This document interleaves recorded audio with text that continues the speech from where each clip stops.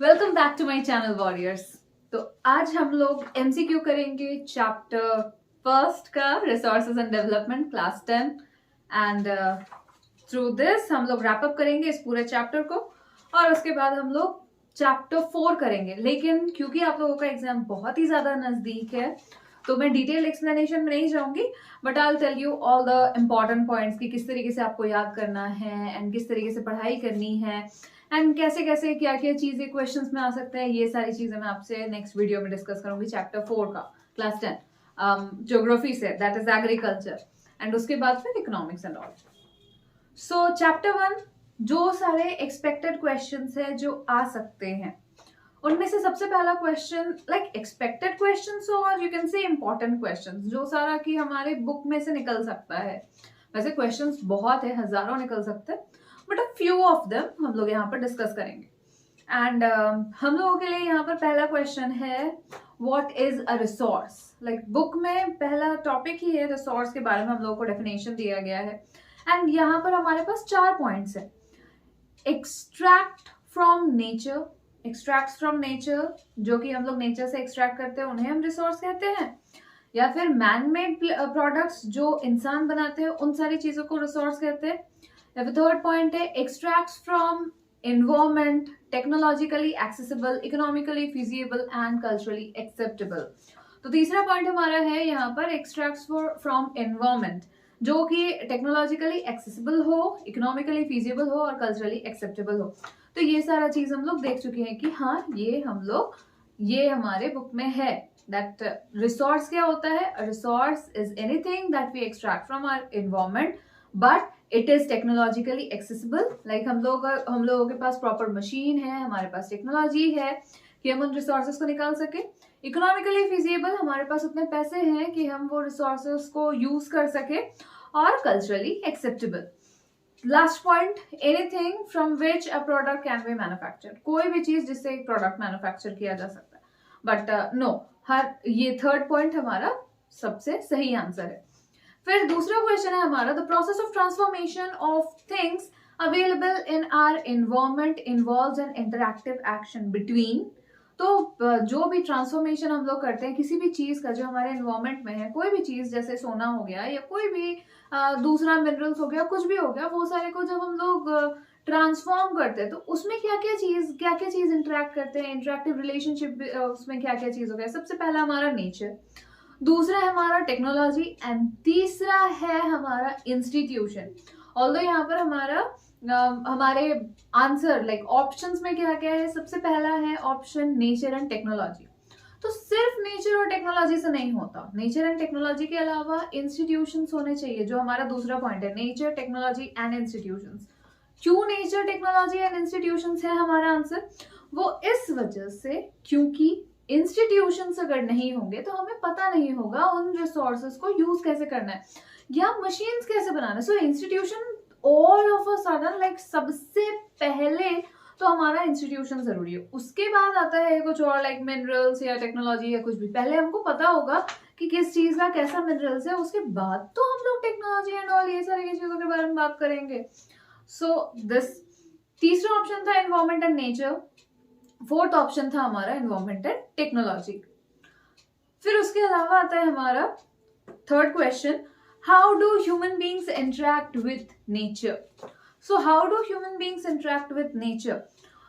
Through technology, through nurturing environmental resources, through industries, through experimental advances। तो answer यहाँ पर है थ्रू टेक्नोलॉजी। थ्रू टेक्नोलॉजी कैसे? अगर हमारे पास टेक्नोलॉजी नहीं होगी, मशीन्स नहीं होंगे, तो हम लोग नेचर के साथ इंटरेक्ट नहीं कर सकते। And through nurturing environmental resources और whatever these are, through industries. तो सिर्फ और सिर्फ इंडस्ट्रीज नहीं, इंडस्ट्रीज से पहले हम लोगों को टेक्नोलॉजी की जरूरत है एक्सट्रैक्ट करने के लिए, सो दैट हम लोग इंडस्ट्रीज तक ले जा सके। Are resources free gift of nature and how? हम लोगों के बुक में लिखा हुआ था कि resources are the free gift of nature, but no, resources are not the free gift of nature। देखो कैसे, यहाँ पर 4 ऑप्शंस है। yes they are, सबसे पहला ऑप्शन है yes they are। कंफ्यूजिंग है ये क्वेश्चन बहुत ज्यादा कि रिसोर्सेज और फ्री गिफ्ट ऑफ नेचर हम लोग ये बात करते हैं, हम लोग यहाँ पर हमारे बुक में भी लिखा हुआ है कि resources are the free gift of nature, that is why we all human being tends to like destroy it or overuse it because of our greed and all things. But resources are not, they are not the free gifts of nature. How? दूसरा point है हमारा, they are not, resources are a function of human activities. तीसरा point है, yes resources are nurtured by nature. Fourth है, no anything from which a product can be manufactured. But no, ये सारे option से सही option है हमारा, they are not the free gift of nature. क्यों? क्योंकि रिसोर्सेज हमारे ह्यूमन एक्टिविटीज के वजह से ही हम रिसोर्सेज बना पाते हैं. ठीक है, गोल्ड बनाने के लिए या गोल्ड माइंस के लिए हम लोगों को पैसे नहीं लगे, गोल्ड माइंस जहां पर है वहां पर है, उसको हम लोग बनाए नहीं है. बट एग्जैक्टली एक्सट्रैक्ट करने के लिए हम लोगों को पैसे लगते हैं, बिना पैसों के हम एक्सट्रैक्ट नहीं कर सकते गोल्ड को. So that is why resources are not the free gift of nature. उसके बाद, how are resources qualified? How are resources qualified, ये एक इंपॉर्टेंट क्वेश्चन है, ये आप लोग जरूर देखना. On the basis of their origin, क्या on the basis of their origin है, on the basis of utility, on the basis of distribution, on the basis of their potential. तो हम लोग किस तरीके से क्वालिफाई करते हैं, ये क्लास क्वालिफाई करते हैं किसी रिसोर्सेस को? Obviously the answer is on the basis of origin और on the basis of utility, किस तरीके से कितना कितना यूजेस है. ऑल्दो ये चारों के चारों पॉइंट्स बहुत ही ज्यादा कंफ्यूजिंग है, बिल्कुल लगता है कि हाँ अरे ये on the basis of utility होना चाहिए, on the basis of distribution होना चाहिए, अलग अलग जगह पर रिसोर्सेज अलग अलग डिस्ट्रीब्यूशन है. But on the basis of distribution तो पूरी तरीके से ही हम लोग हटा सकते हैं, इसको हटा देते हैं. On the basis of potential होना चाहिए, क्या क्या हम लोग यूज कर सकते हैं, कितना पोटेंशियल है नहीं है, ये वाला चीज, लेकिन ये भी नहीं है.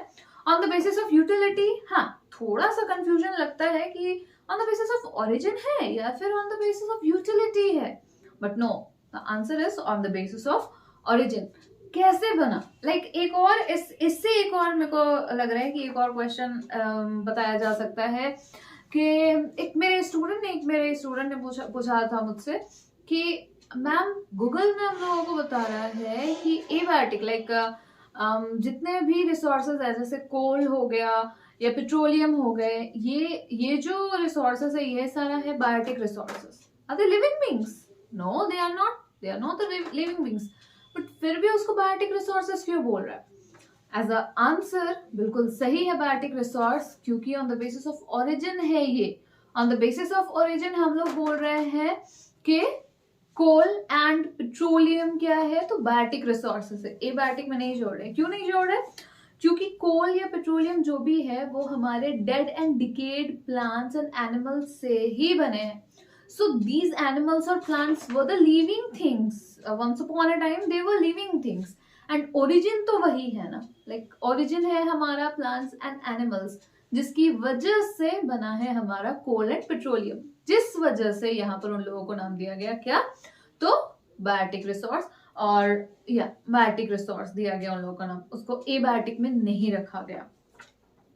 उसके बाद आते हैं हम लोग 6th क्वेश्चन. वैसे 6th क्वेश्चन में आपको इसमें नहीं था, बट मैंने आपको बताया. 6th क्वेश्चन यहाँ पर है मेरे पास, where are biotic resources obtained from? Where are biotic resources obtained from? So कहाँ से हम लोगों को बायोटिक रिसोर्सेज मिलता है? ऑब्वियसली बायोटिक रिसोर्सेज हम लोगों को मिलेगा बायोस्फीयर से, जहां पर लाइफ हो, जैसे human being, flora, fauna, fisheries and life stock. बाकी के ऑप्शंस है composed of non-living things, reproduced by physical, chemical and mechanical process, and minerals and fossil fuels. So we are talking about biotic resources. Biotic resources consist of life, and life obviously human beings, flora, fauna and livestock और fisheries की वजह से ही हम लोगों को मिल सकता है. फिर उसके बाद का क्वेश्चन है, where are abiotic resources obtained from? Obviously उसका उल्टा, composed of non-living things. फिर उसके बाद एक क्वेश्चन है, what are renewable resources? So renewable resources क्या होते हैं? हम लोगों ने पहले भी पढ़ा है रीन्यूएबल रिसोर्सेज क्या होता है. So which can be renewed and produced by physical, chemical and mechanical processes. तो जिसको हम रिन्यू कर सकते हैं उसको हम लोग क्या कहते हैं? Renewable resources. वैसे यहाँ पर ऑप्शंस है. ऑप्शन ए है, these are obtained from biosphere and have life. तो क्या हर एक रीन्यूएबल रिसोर्सेज में लाइफ होता है? नो, रीन्यूएबल रिसोर्सेज में हर एक रीन्यूएबल रिसोर्सेज हम लोग लिविंग नहीं कह सकते। Composed of non living things, ना ही हर एक रिसोर्सेज को हम लोग नॉन लिविंग्स कह सकते हैं। बट हाँ, हम लोग सीधा सीधा ये कह सकते हैं कि physically, chemically and mechanical process से हम लोग उसको रिन्यू कर सकते हैं, तो इसको रीन्यूएबल नाम दे दिया। Give examples of renewable resources, तो हम लोगों को रीन्यूएबल रिसोर्सेज का एग्जांपल देने के लिए बोल दिया। Solar energy, wind energy, water, forest and wild life, ये सारे के सारे हैं हमारे रीन्यूएबल रिसोर्सेज। ऑप्शंस में है mineral and fossil fuels, rocks and metals, flora and fauna, fisheries, life stocks, या फिर solar, wind, water, forest and wild life resources. ये सारी की सारी चीजें हमारे रिन्यूएबल रिसोर्सेज है। क्वेश्चन नंबर 10 है give example from non renewable resources. So non renewable resources क्या है? Minerals and fossil fuels. अब मिनरल्स वहां वाला आ रहा है, मिनरल्स नॉन रिन्यूएबल रिसोर्सेज है यहाँ पर। फिर यहाँ आता है which of these are resources based on ownership. Ownership के हिसाब से कौन से रिसोर्सेज, किसको हम लोग रिसोर्सेज कह सकते हैं? ऑप्शन से individual resources, abiotic resources, renewable resources, non-renewable resources. Neither renewable resources nor non-renewable resources and nothing about abiotic resources. But answer क्या होगा हमारा? ownership, on the basis of ownership में हम लोग यहाँ पर रखते हैं, obviously है हमारा individual resources, option A. उसके बाद आते हैं question number 12, that is give examples of community owned resources. तो कम्युनिटी ओन्ड रिसोर्सेज क्या क्या होती हैं? कम्युनिटी ओन्ड रिसोर्सेज ऑप्शंस में हमारा public park, playground, grazing grounds and burial grounds, option A. Option B है plots and houses. Plots and houses है individual resources, घर। Energy, water and forest, energy, water and forest भी हमारा community owned resources नहीं है। Flora, fauna and fisheries भी हमारा community owned resources नहीं है। सो आंसर क्या है? Public park, playgrounds, grazing grounds, burial grounds. फिर आते हैं हम लोग give example of national resources. अब नेशनल रिसोर्सेज में क्या है?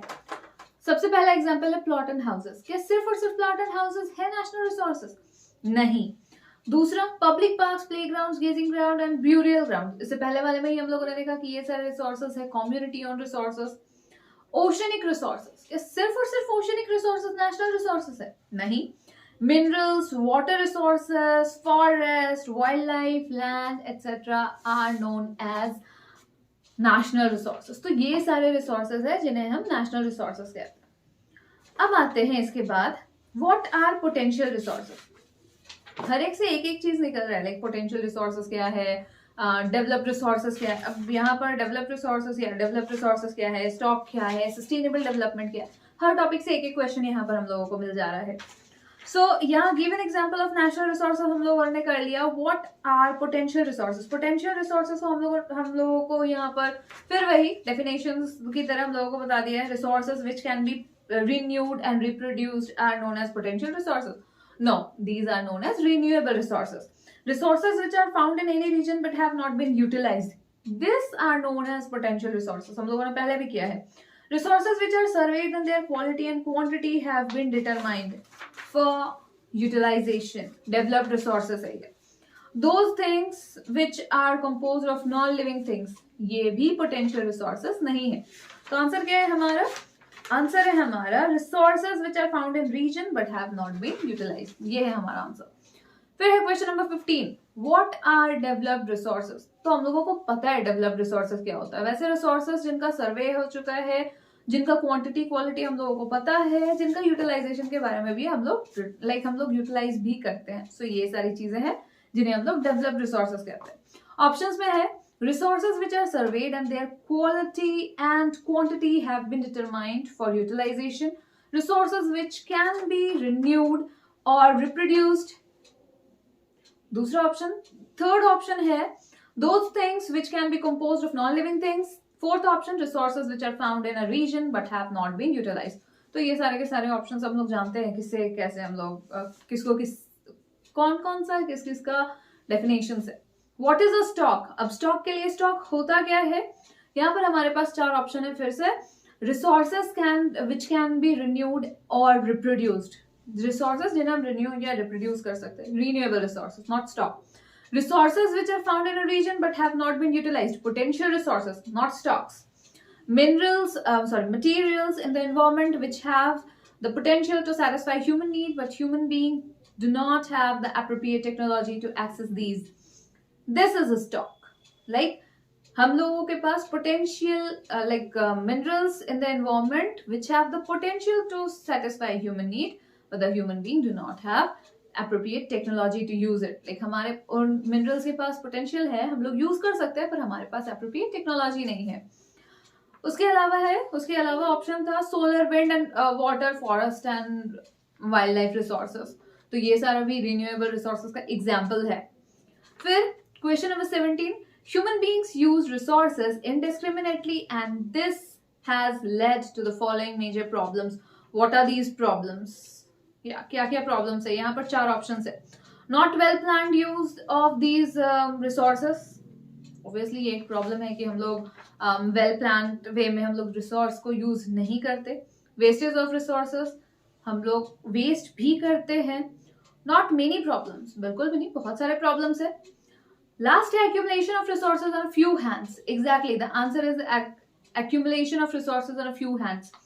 क्यों हम लोग इनडिस्क्रिमिनेटली यूज किए, ये पूछा गया है. सिर्फ और सिर्फ ये प्रॉब्लम नहीं पूछा गया क्या प्रॉब्लम होता है. तो प्रॉब्लम में तो ये तीनों के तीनों आ जाता है. Option A, B and D, तीनों के तीनों ऑप्शन आ जाएगा अगर व्हाट आर दीज प्रॉब्लम्स में पूछा जाए तो. बट हम लोगों को क्वेश्चन क्या पूछा है, पहले क्वेश्चन ध्यान से पढ़ना है. हाँ, human beings use resources indiscriminately and this had led to the major following problems. So क्या ह्यूमन बीइंग्स रिसोर्सेज को इनडिस्क्रिमिनेटली यूज करते हैं? क्यों यूज करते हैं? क्योंकि accumulation of resources in few hands, कुछ लोग ही है जो लोग रिसोर्सेज को एक्सट्रैक्ट कर सकते हैं, यूज कर सकते हैं, उनको ये पावर मिला है. सबको यूज नहीं कर सकता, सबको एक्सट्रैक्ट नहीं कर सकते रिसोर्सेज को. दैट इज वाई ये लोग इनडिस्क्रिमिनेटली यूज करते हैं. ये एक पॉइंट था यहाँ पर हम लोगों के बुक में. एक मिनट में आप बुक ले लेती हूँ.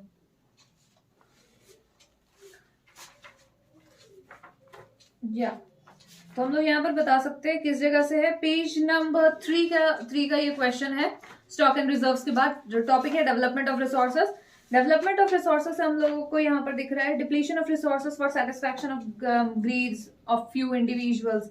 यहाँ पर है rich and poor, accumulation of resources and few hands. यहाँ ये सेकंड वाले पॉइंट में डेवलपमेंट ऑफ रिसोर्सेज के सेकंड वाले पॉइंट से ये क्वेश्चन निकला है. फिर उसके बाद आते हैं हमारा what is sustainable development. Sustainable development का तो एक अलग सा ही बॉक्स है, हम लोगों को पता था, हम लोगों ने पहले भी किया है कि ये इंपॉर्टेंट है. तो यहाँ पर कुछ ऑप्शंस है हमारे पास, 4 ऑप्शंस है. Well planned use of resources and development. उसके बाद accumulation of resources and then using them accordingly. Development should take place without damaging the environment, keeping in mind the future generation.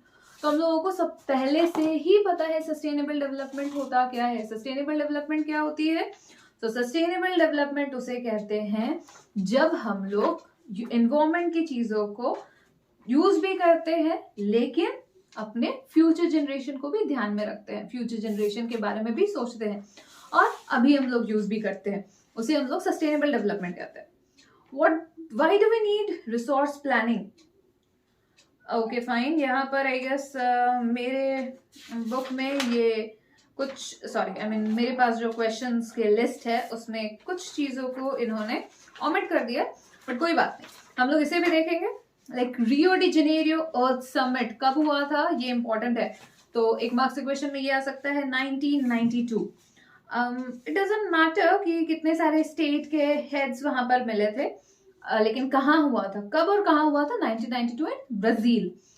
First international earth summit क्या है? Rio de Janeiro अर्थ summit. उसके अलावा the summit का main concern क्या था?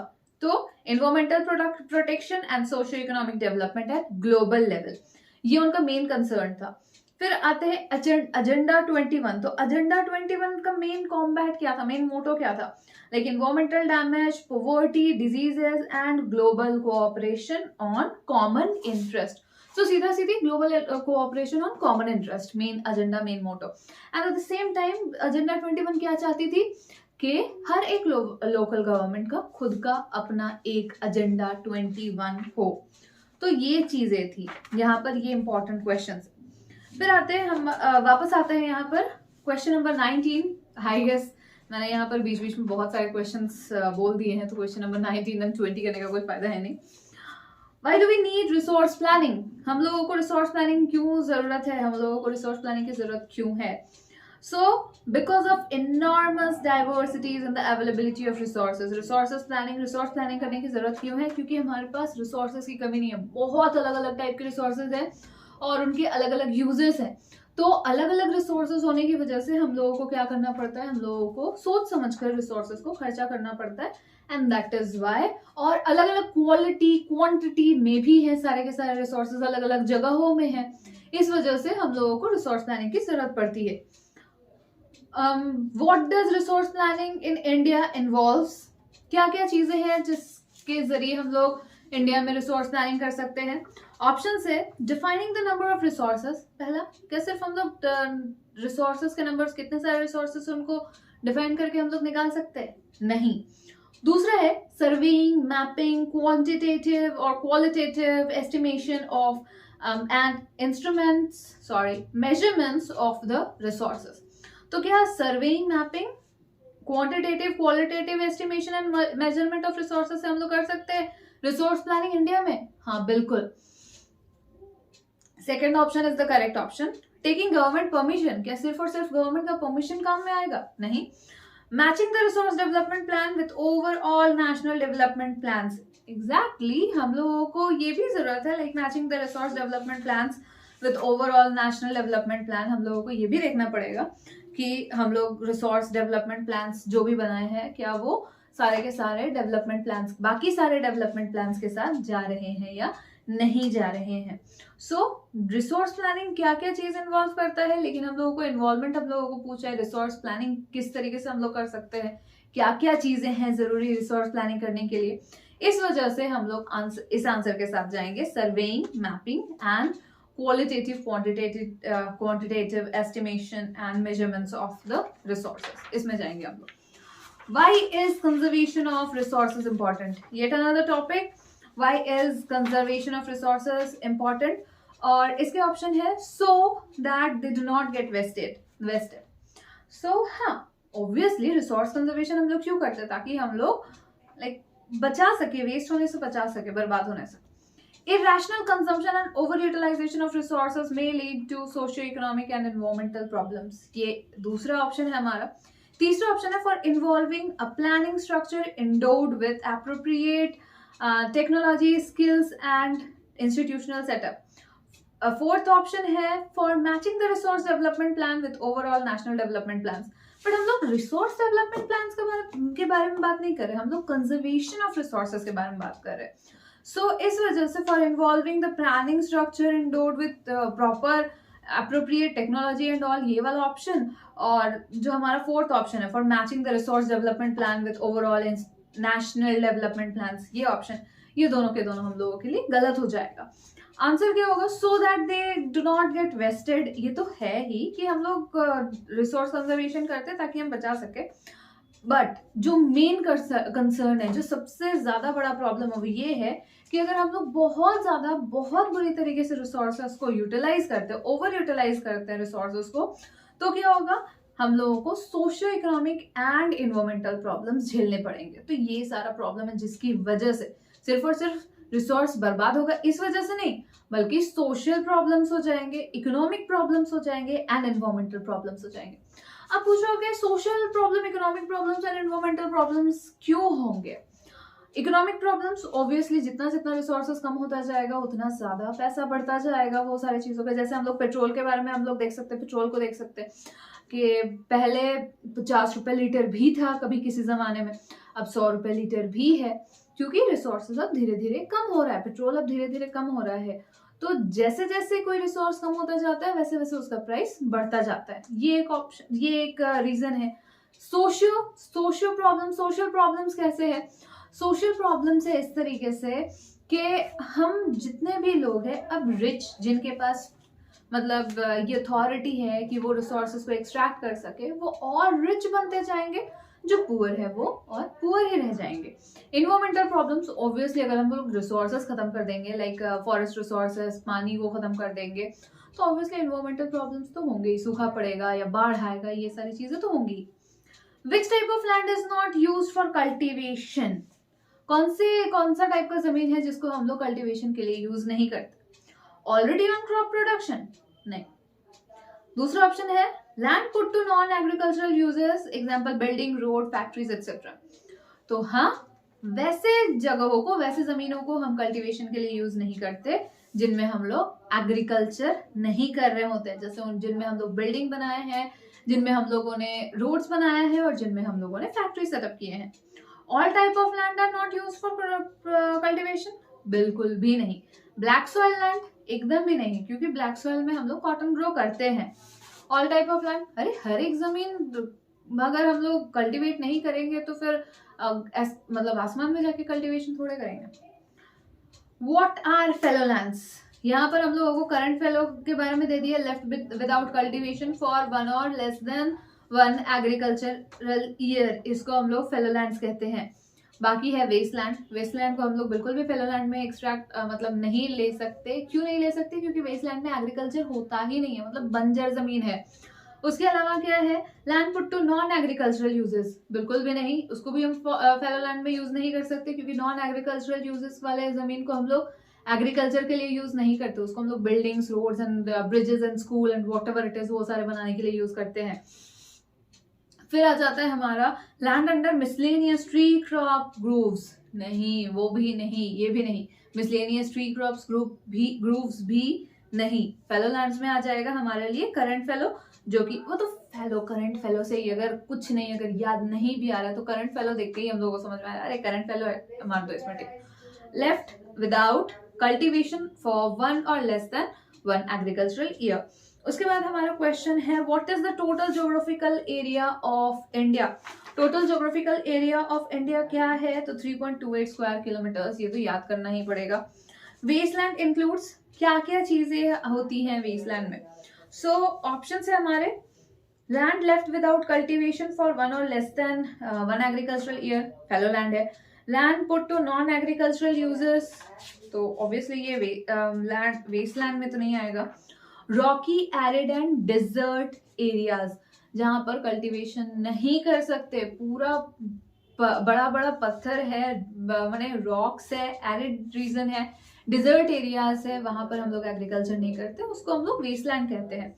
Land left uncultivated for the past 1 to 5 agricultural years, इसमें भी नहीं आएगा। क्यों नहीं आएगा? क्योंकि हम लोग एग्रीकल्चर कर सकते हैं, लेकिन यहाँ पर 1 से 5 साल तक के लिए वहां पर एग्रीकल्चर नहीं किया जा रहा है, इस वजह से नहीं आएगा। -% or blank% of our basic need for food, shelter and clothes are obtained from land, 95%. Which human activity have led to land degradation? तो यहाँ पर बहुत सारे एग्रीकल्चर, बिल्कुल भी नहीं एग्रीकल्चर हम लोग करते हैं। लैंड डिग्रेडेशन सिर्फ और सिर्फ एग्रीकल्चर से नहीं होगा।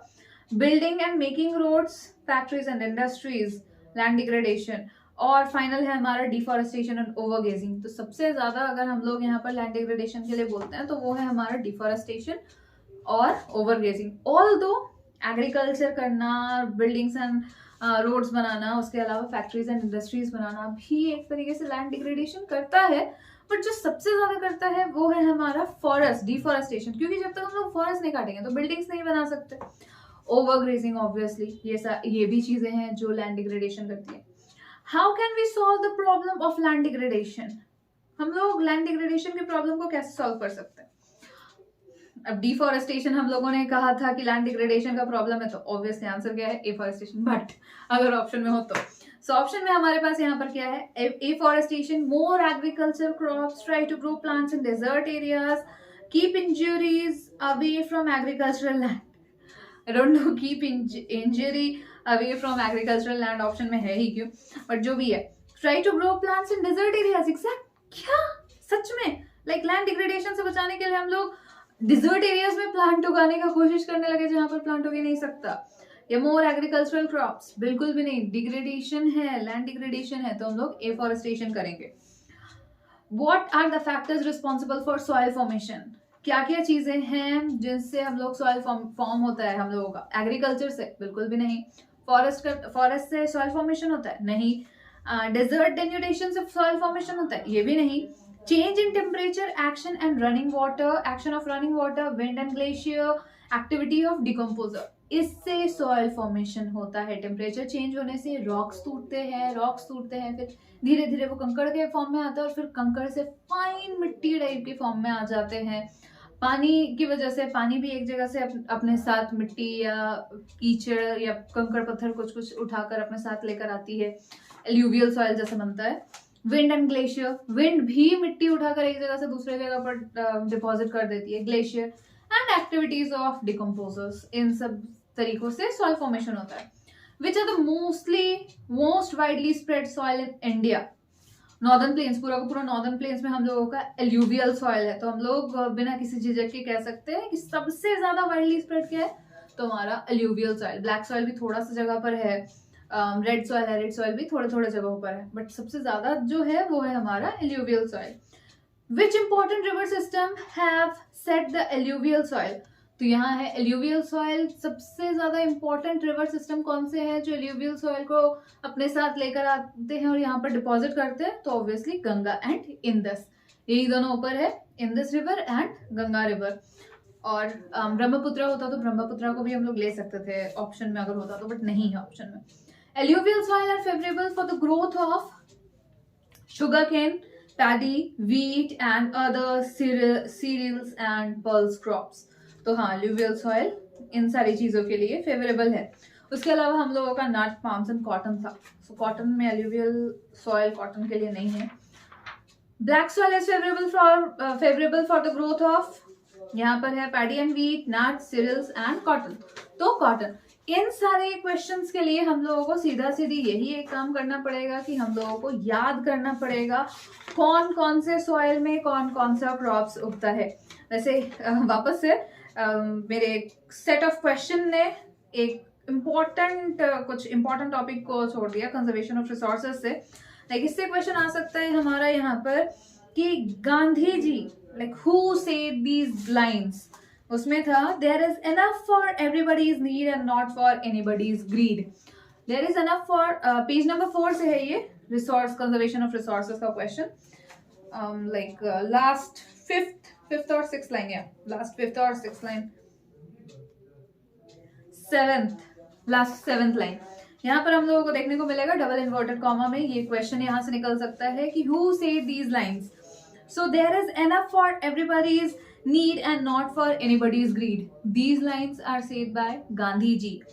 तो ये क्वेश्चन यहाँ से आ सकता है। उसके अलावा क्वेश्चन क्या है यहाँ पर, who wrote the book small is beautiful? Schumacher wrote the book small is beautiful.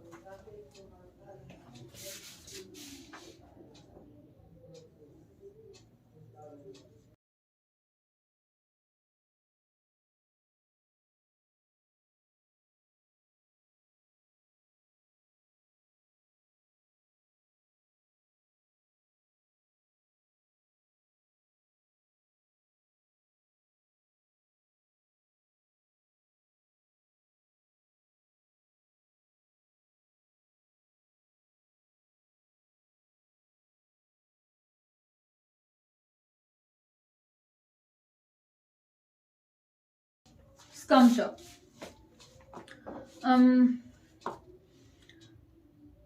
In which report they introduce the top concept of sustainable development?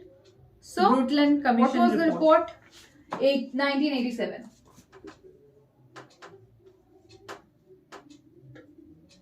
In which report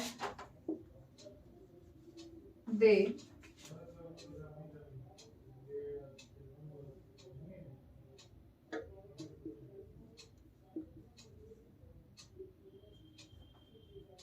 the concept of, yeah, let's write it for the safe side, the concept of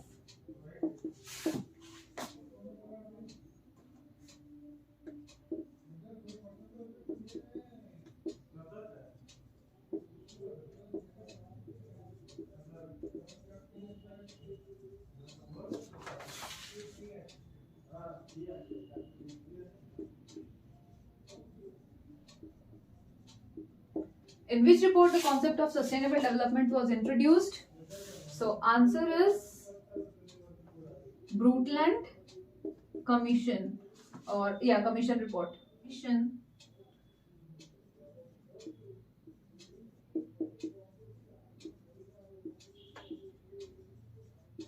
report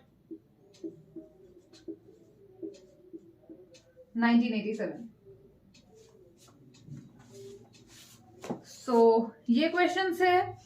उसके अलावा हम लोग questions discuss कर रहे थे from black soil favourable किसके लिए? Cotton के लिए है. Where is black soil mostly found? तो ये हम लोगों को प्लेसेस तो याद बहुत ज्यादा जरूरी है, प्लेसेस याद करना. चाहे मैं आप लोगों को कितने भी 1 मार्क्स वाले क्वेश्चन बता दूं, लेकिन फिर भी कुछ ना कुछ मुझे ऐसा लग रहा है जैसे छूट ही जा रहा है, छूट ही जाएगा. सो एल्यूवियल सॉइल हो गया. एल्यूवियल सॉइल से आप लोगों को याद करने के लिए just go through, just make differentiation, like differentiate कर लो एल्यूवियल सॉइल क्या है, ब्लैक सॉइल क्या है, एंड हर चीज को डिफरेंशिएट करके ज्यादा इजी हो जाएगा. लाइक कहाँ पर एल्यूवियल सॉइल ओरिजिन क्या है. फिर उसके बाद अगर हम लोग बात करें, तो हम लोग अगर बात करें यहाँ पर ओरिजिन के अलावा हम लोग बात करें प्लेसेस, कौन कौन से प्लेसेस में पाए जाते हैं वो सारे, मिनरल्स कौन कौन से पाए जाते हैं वो. उसके अलावा मिनरल्स के अलावा हम लोग क्या कर सकते हैं? हम लोग क्रॉप्स कर सकते हैं. क्रॉप्स कौन कौन से पाए जाते हैं वो. तो इस तरीके से रिसोर्सेज का बनाओ, और उसके बाद सीधा सीधी यहाँ पर एल्यूवियल सॉइल लिखो, ब्लैक सॉइल लिखो, और सारे के सारे को एक एक लाइन से पूरा कंप्लीट करके चार्ट बना लो, तो ज्यादा इजी हो जाएगा आप लोगों के लिए. फिर आते हैं अगला question, where is black soil mostly found? तो Karnataka and Kerala. Plateaus of दूसरा ऑप्शन है plateaus of Maharashtra, Saurashtra, Malwa, that is Madhya Pradesh and Chhattisgarh, या राजस्थान एंड गुजरात, या फिर असम. तो आंसर है प्लेट्यूज ऑफ महाराष्ट्र, सौराष्ट्र, मलवा, मध्य प्रदेश एंड छत्तीसगढ़. फिर उसके अलावा आता है where are red soils mostly found? Red soils are mostly found in Deccan plateaus और parts of Orissa. Where are the laterite soil found in India? तो western Ghats of Maharashtra, Orissa, of Maharashtra or Odisha. Where is the arid soil found? Rajasthan. The land becomes unfit for cultivation and is known as the land when becomes unfit. कौन से जगह का है? Unfit for cultivation and is known as bad land. Soil erosion. Soil erosion का ये topic, soil erosion का पहला जो पैराग्राफ है, soil erosion and soil conservation का पहला पैराग्राफ का जस्ट लास्ट सेकंड लाइन है बैड लैंड से क्वेश्चन. यहाँ से एक क्वेश्चन है बैड लैंड कि किसको हम लोग बैड लैंड किसको कहते हैं, या फिर बैड लैंड पूछ दिया गया. The land becomes unfit for cultivation and is known as. जब जमीन अनफिट हो जाता है कल्टिवेशन के लिए, तब हम उसको नाम क्या देते हैं? तो बैड लैंड. उसके अलावा क्या है? What is soil erosion? तो denudation of soil cover and subsequently washing down of soil is known as soil erosion. Like जो पानी से बह जाता है जो सॉइल्स, वो सारे को हम लोग सॉइल इरोजन कहते हैं. ये डेन्यूडेशन जो कट कर निकलता है, denudation of the soil cover and subsequently washing down of soil, इसको हम लोग सॉइल इरोजन कहते हैं. फिर क्या है? The process of dash and dash go on simultaneously and generally there is a balance between the two. So the process of denudation and erosion? No. पहला option था ये. दूसरा option the process of soil formation and erosion. Exactly, soil formation and soil erosion goes on simultaneously और goes hand in hand and generally there is a balance between two. तो soil formation और soil erosion होता रहता है, but और इस वजह से इसमें हम लोगों का क्या है? तो बैलेंस बना हुआ रहता है. बट अगर नेचुरली हो रहा है, नेचुरली सॉइल फॉर्मेशन हो रहा है, नेचुरली सॉइल इरोजन हो रहा है, तो एक बैलेंस बना रहता है. और अगर नेचुरली सॉइल फॉर्मेशन नहीं हो रहा है, तो फिर हम लोगों का जमीन लाइक लैंड डिग्रेडेशन होता है. Why is the balance between the two disturb? देखो क्वेश्चन अगला आ गया, किस तरीके से दोनों का बैलेंस बिगड़ता है. Due to the human activities like deforestation, overgrazing, construction and mining. तो हम लोगों की वजह से, ह्यूमन एक्टिविटीज की वजह से. एफॉरेस्टेशन एग्रीकल्चर और क्लाइमेट की वजह से नहीं होता. लाइक दूसरा ऑप्शन था एफॉरेस्टेशन, तीसरा ऑप्शन था एग्रीकल्चर और फोर्थ ऑप्शन था क्लाइमेट.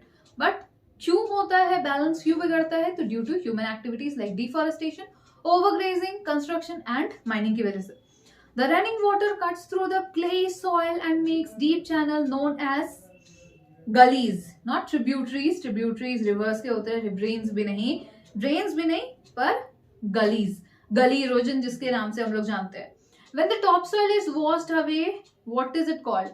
Sheet erosion. पूरा का पूरा टॉप लेयर हट जाना, इसको हम लोग sheet erosion कहते हैं. What is strip cropping? Strip cropping किसको कहते हैं?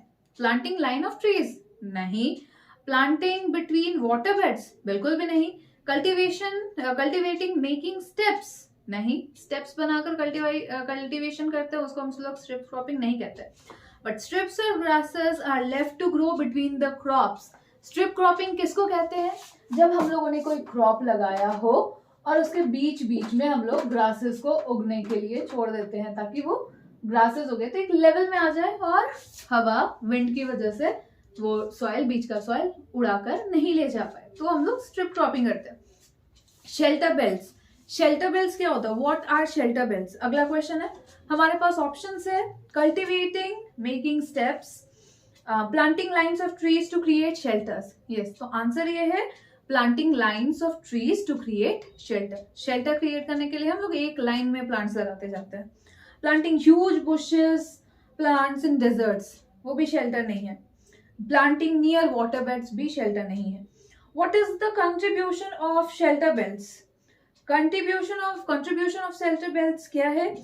To the stabilization of sand dunes. Sand dunes को स्टेबलाइज करके रखता है. Which one of the following type of resources is iron ore? Iron ore किस टाइप का resources है? Renewable, non-renewable, biotic, abiotic. यहाँ पर हमारे ऑप्शन का आंसर है abiotic. फिर आते हैं हम लोग How can resources be classified? हम लोग किस तरीके से resources को classified कर सकते हैं? Obviously resources can be classified on the basis of their origin. Origin के बेसिस पे हम लोग उसका बता सकते हैं कि renewable, renewable, non renewable, biotic, abiotic, सब कुछ हम लोग उसके लाइक ऑरिजिन से ही बता सकते हैं. What type of resources are rocks? Abiotic resources. फिर water in the dams, forest etcetera is a dash resource which can be used in the future. Potential resource, reserves, renewable और national. सीधा सीधी हम लोगों को अगर आंसर नहीं भी पता है कोई परेशानी नहीं है, हम लोग जस्ट ये देखते हैं क्या है लास्ट का लाइन क्या आ गया. यहाँ पर resources which can be used in the future. Future में कौन से रिसोर्सेज को हम लोग यूज करने के लिए रखते हैं? रिजर्व्स को. So water in the dams, forest etcetera is a reserve resources which can be used in the future. Future में यूज करने के लिए हम लोग रिजर्व रखते हैं. पोटेंशियल नहीं, रिन्यूएबल भी नहीं और नेशनल भी नहीं, बल्कि रिजर्व्स. सो ये सारे कुछ क्वेश्चंस थे. सीधा सीधी अगर मेरी मानो तो ये सारे क्वेश्चंस तो ठीक है, कुछ जितना भी मुझे समझ आया मैंने क्वेश्चंस दे दिए, पर एक और कुछ क्वेश्चंस यहाँ से मैं शायद आप लोगों को बता सकती हूँ जो मेरे पास नहीं थे. जैसे land degradation and conservation method के पेज नंबर 7 में कुछ क्वेश्चंस है, कुछ एक टॉपिक है like page number 7 second third topic, third paragraph. Mining sites are abandoned and excavation वाला जो excavation work is completely leaving deep scars and traces overburdening. तो ये है, यहाँ से क्वेश्चन क्या आ सकता है, इस पैराग्राफ से क्वेश्चन क्या आ सकता है. लाइक पैराग्राफ वाइज क्वेश्चन मैंने नहीं किया, मुझे जो क्वेश्चन दिखते गए मैं बताते गई हूँ, बट इस पैराग्राफ से क्वेश्चन क्या निकल सकता है. सो इस पैराग्राफ से क्वेश्चन निकल सकता है कि कौन कौन से स्टेट हैं जो लाइक माइनिंग की वजह से लैंड डिग्रेडेशन करते हैं. तो झारखंड हो गया, छत्तीसगढ़ हो गया, मध्य प्रदेश हो गया या फिर उड़ीसा हो गया. ये सारे जगहों पर डिफॉरेस्टेशन होती है और माइनिंग, ड्यू टू माइनिंग की वजह से लैंड डिग्रेडेशन बहुत ज्यादा हुआ है. फिर अगर हम लोग बात करें ओवरगेजिंग कौन से स्टेट्स का प्रॉब्लम है फॉर लैंड डिग्रेडेशन, तो यहाँ पर है गुजरात, राजस्थान, मध्य प्रदेश, महाराष्ट्र. क्वेश्चन किस तरीके से आएगा? क्वेश्चन आ सकता है या तो आप लोगों को पूछ सकता है कौन से स्टेट में किस तरीके से लैंड डिग्रेडेशन होता है, या फिर आपको लैंड डिग्रेडेशन का मेथड बता देगा कि over irrigation is the problem of which state, और why is land being degraded due to over irrigation और ओवर गेजिंग और whatever it is, mining. ये 3 तरीके का क्वेश्चन आ सकता है, 3 क्वेश्चन यहाँ से निकल सकते हैं।